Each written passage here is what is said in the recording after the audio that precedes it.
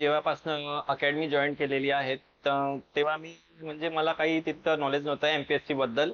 तर मी सरांकडे आलो तर सरांनी मला एक प्रॉपर गाईड केलं आणि सिलेबसच्या हिशोबाने सरांनी स्टेप बाय स्टेप शिकवलं की बा काय कसं करायचं. तर आणि सर आता मी राज्यसेवा जॉईन केली होती, राज्यसेवेची बॅच. तर त्या राज्यसेवेच्या बॅच अभ्यासाच्या बेसिसवर मी आता कंबाईन ग्रुप बी ची जी एक्झाम झाली आहे 2 फरवरीला, तो पेपर दिला. तर मी त्यामध्ये माझा चांगला स्कोर आलेला आहे, अगदी एकदम म्हणजे मला एक्सपेक्टेड पण नव्हता तितका चांगला स्कोर आलेला आहे. आणि त्यामागे आम्ही जसं सरांनी जे नोट्स दिलेले आहे आम्ही त्याच बेसिसवर सगळं अभ्यास केला. जसे बाहेरचे कोणते कंटेंट वगैरे यूज नाही केले, पुस्तकं वगैरे. आणि आम्ही तसे आम्हाला सर काही म्हणत पण नाही की बा कोणते कंटेंट यूज करा.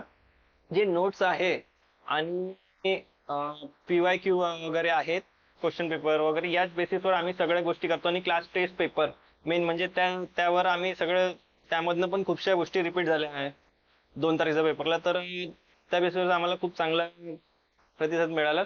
Thank you sir.